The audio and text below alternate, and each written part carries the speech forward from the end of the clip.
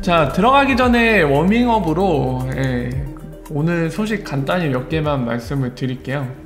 여러분들 이미 보셨겠지만 오늘 새벽에 보시는 이 파월, 바로 미 연준 대빵인 이 사람이 아마 국회에 불려가고 여러가지 질의응답하는 시간을 가졌던 것 같아요.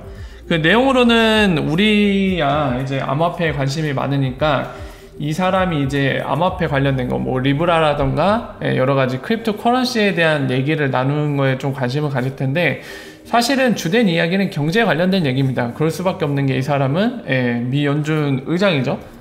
미국의 통화를 담당하는 사람이기도 대장이기도 하기 때문에 주로 거기에 초점을 맞춰서 얘기를 나눴고, 사실 이 채널은 뭐 경제, 세계 경제 얘기하는 채널은 아닙니다. 그래서 뭐 이 금리 인하 관련해서 뭐 이 사람이 세계 경제, 미국은 뭐 예상했대로인데 뭐 아시아나 유럽은 좀 기대 이하다, 지금 예상보다는 많이 못 따라오고 있다, 뭐 이런 등등 여러 가지 얘기를 나눴습니다. 사실 근데 그런 거는 우리 입장에서는 중요한 게 아니기 때문에 그런 얘기는 다 빼고 핵심만 말씀드리면은, 기사에 따르면은 일단 리브라에 대해서는 그냥 마냥 긍정적으로 보는 건 아닌 것 같습니다. 한마디로 요약을 하면은 미 연준 같은 경우도 지금 굉장히 조심스럽게 접근을 하고 있고요. 그리고 우려되는 부분이 있다고 직접적으로 발언을 하기도 했습니다.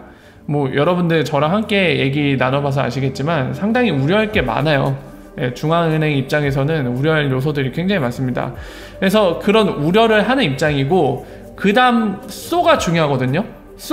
그래서 어떻게 할 거냐, 이게 되게 중요한데, 이들의 액션은 일단 리브라 뭔가 이런 위원 같은 거, 실무진 위원들을 꾸려갖고 커뮤니케이션을 하겠다고 얘기를 하고 있죠.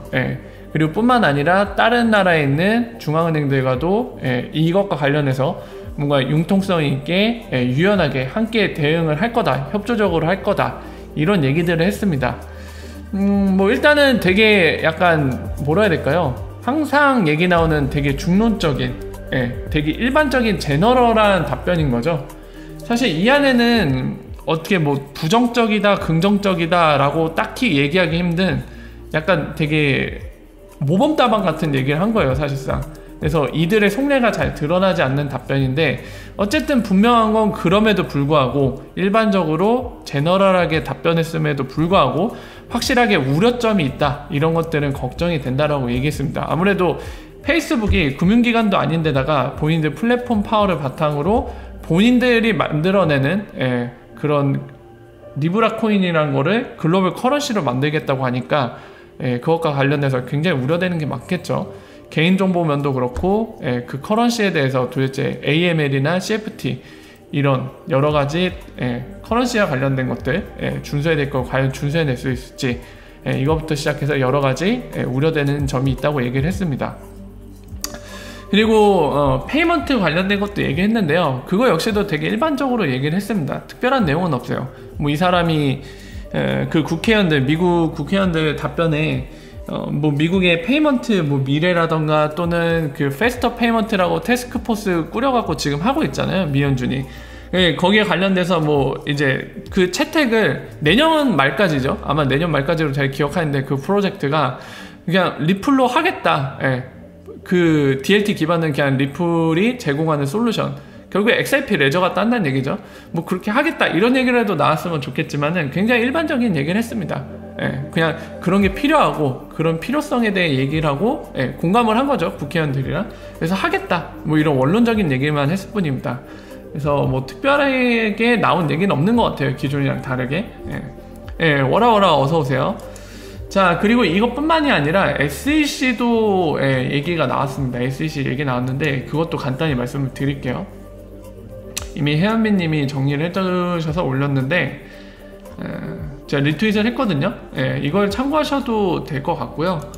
보시면은, 그러니까 결과론적으로는 그겁니다. 지금 SEC가 지금 보이시는 언급된 거 있죠? 요거. 여기에 대해서 비트코인이나 이더리움 뿐만 아니라 지금 보시는 것처럼 BK, 비트코인 캐시, 스텔라, G캐시, 이오스, 네오, 그리고 XRP, 레저, 다 여기에서 본인들이 밸리데이터를 돌려서 검증을 하겠다는 얘기입니다. 그러니까 단순히 본인들이 뭐 외부 전문가한테 조언을 듣던지 아니면 해당 블록체인에 뭐 직접 문의를 해서 그 관련자가 답변하는 걸 그냥 그대로 듣는 수준으로 하는 게 아니라 SEC가 데이터를 수집을 하겠다는 거예요.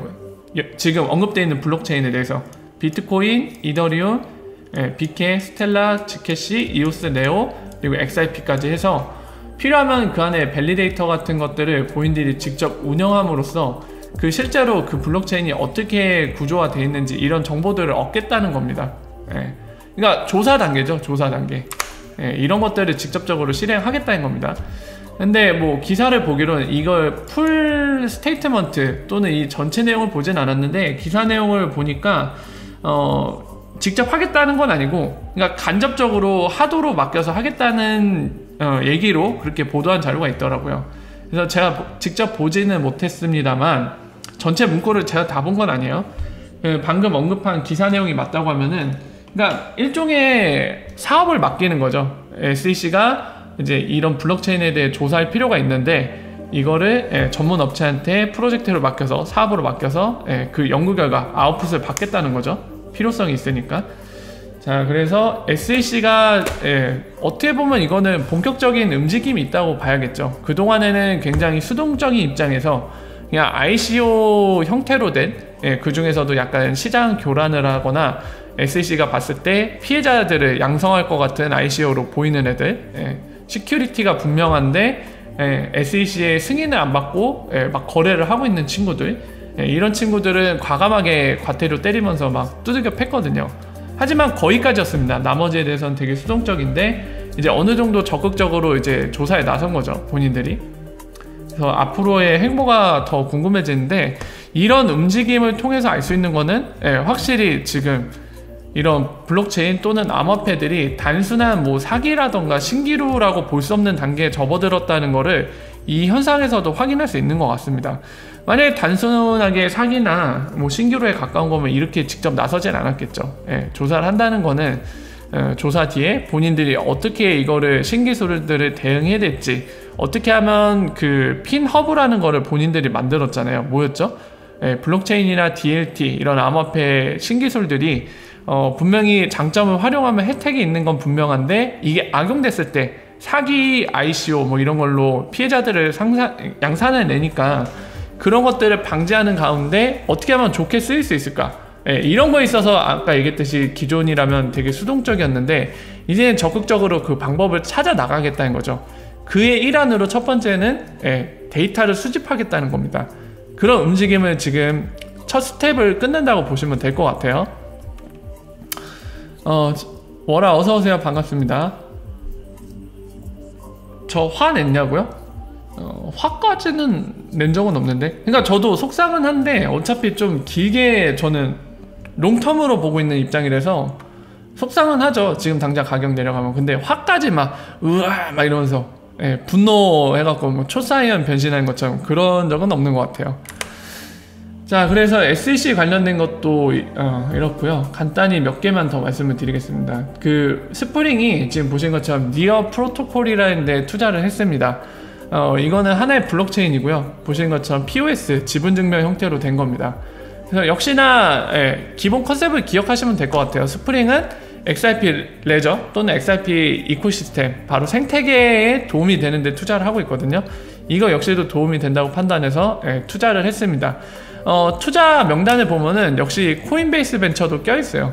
그러니까 뭐 자주 보이는 친구들이 여기서도 같이 투자했습니다. 명단에 올라왔어요. 아마도 니어 프로토콜에서 먼저 이제 투자자를 모집을 했겠죠. 그러니까 여러 투자자들이 몰린 것 같고요. 그 중에 스프링도 같이 투자에 참여를 했습니다. 이 사람이 설명해줬네요. 이 리프사 카운실 직원인데 이 레귤러터리 관련된 직원이거든요.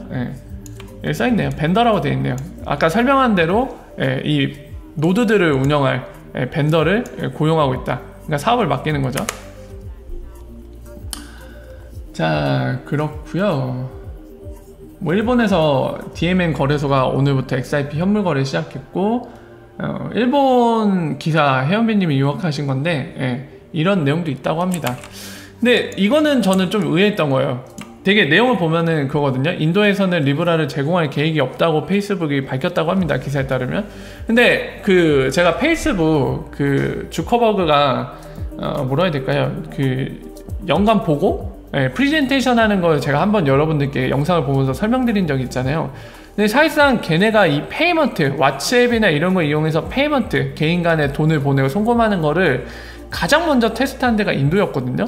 그래서 약간 그거를 미뤄봤을 때 리브라가 오히려 인도에서 먼저 시작할 것도 같았는데 그렇지 않다는 거죠. 그리고 이 아래 이유가 나와 있지만은 인도에 있는 규제가 아무래도 리브라 뭔가 맞지 않는, 리브라가 걸리는 게 있는 것으로 보인다, 뭐 이런 얘기가 있습니다.